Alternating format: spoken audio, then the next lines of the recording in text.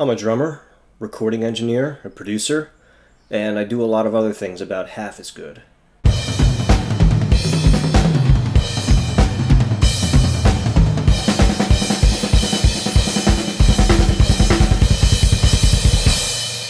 My real name is John Roccasano. When I started playing music, my cousins would call me Johnny Rock.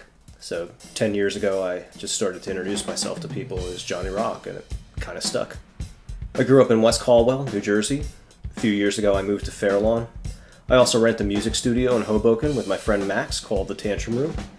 Started playing drums in '92, joined all the various school bands, and in '94 I played my first talent show, and I was in 2 bands, which is pretty rad. I mean, I was a pretty weird kid, and I had a rough time meeting friends until I started playing the drums, and that's one of the reasons I kept at it, because I'm generally shy, and it's an easy way to relate to people.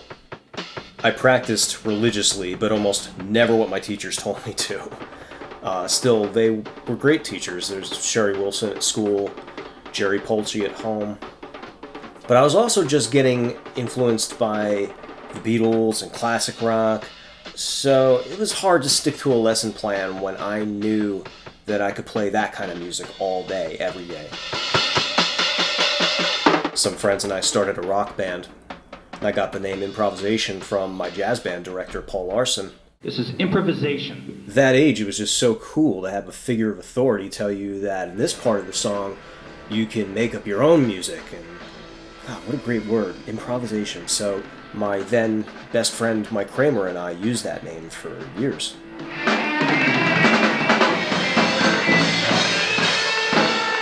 Let's hear it for improvisation.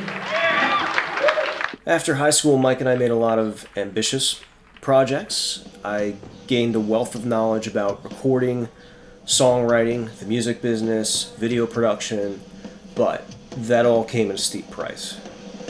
I won't speak for the others or discredit the work, but creatively, I was out of steam.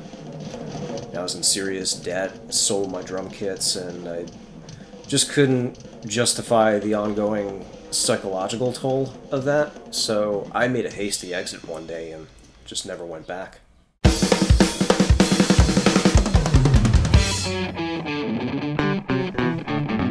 started taking my job a little more seriously and did some overtime. I spent weekends on the beach, got caught up with old friends. It was a great time. I got asked to do sound design on a short film, and soon I owned a full set of drums again. So by Christmas I was in 3 bands. The groups all rehearsed in and around Hoboken, which was 30 minutes from where I lived. Now, I always thought that my bands from Caldwell were better than everyone else, and we didn't need to be in a scene to make it, but the groups I joined in '05 were very open-minded. It was a real vibrant community.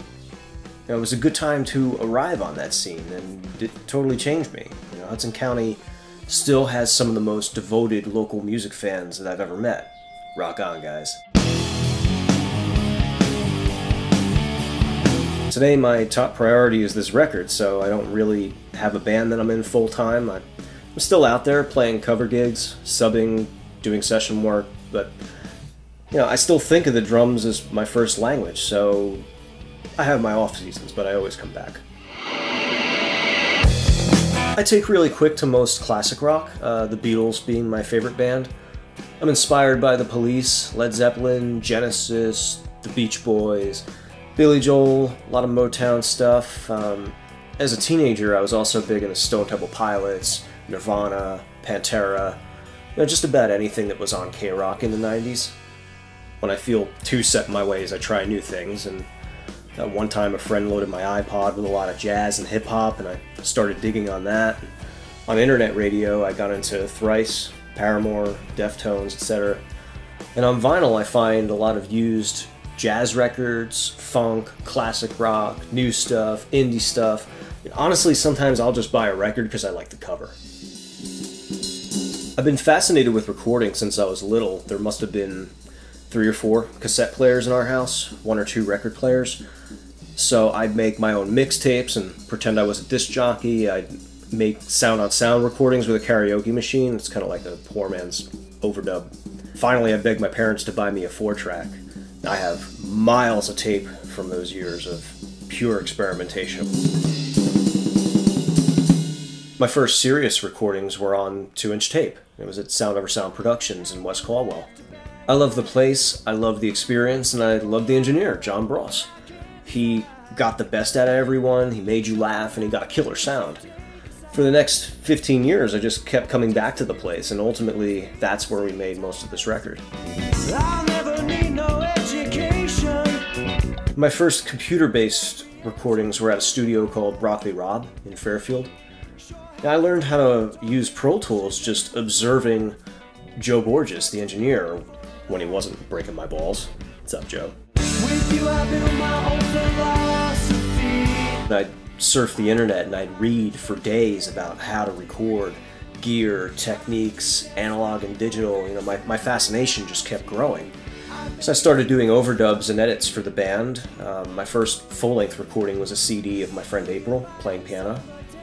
I did a CD of my cousin Anthony's music, voiceovers, sound design. You know, I just started really getting a knack for it. I launched a recording studio at home.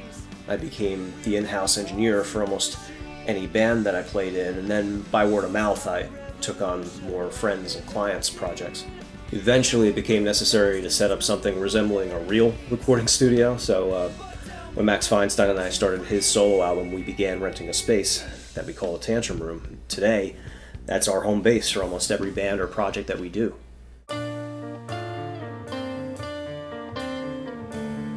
I was reading a web forum. The topic was modern record pressings, and some analog purists were upset that re-releases of their favorite albums were cut from digital files. I did some research and discovered that it's actually rare to master a record straight from analog tape anymore. Now, I had been flirting with the idea of making a vinyl LP, and well, this just made me want to do it even more.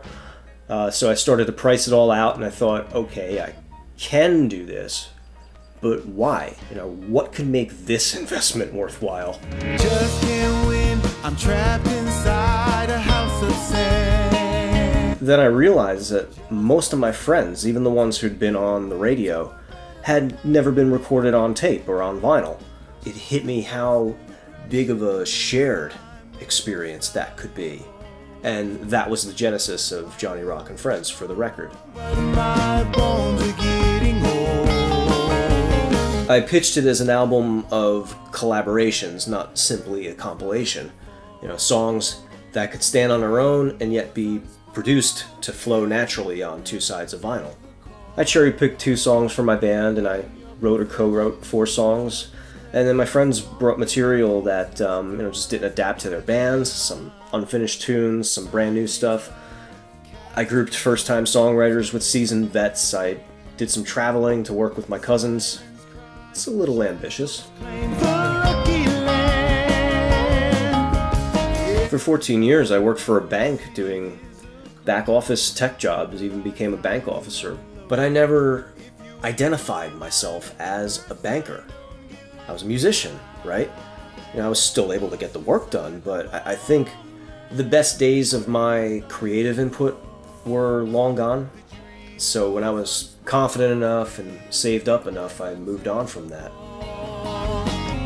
Today I meet new people, I make connections, I write and record songs, I make videos, and creatively I just have so much freedom now. And I've gotten to know myself a little better too. Do you consider yourself an entrepreneur, or what? What do you consider yourself? Maybe eventually. Gotta do what I gotta do to pay the bills, but hey, it's all a good time. Nice. No matter what, it's all a good time. That's what's important to me right now. It's still hard work. In a few months, I'll have 500 records to sell. I have Kickstarter rewards to assemble. I have to do promo. You know, there's a lot to do in a short amount of time. But the music is done. And it's finally getting out there. And so as an artist, I'm very satisfied. And you know, hopefully when this is all said and done, it'll stay that way.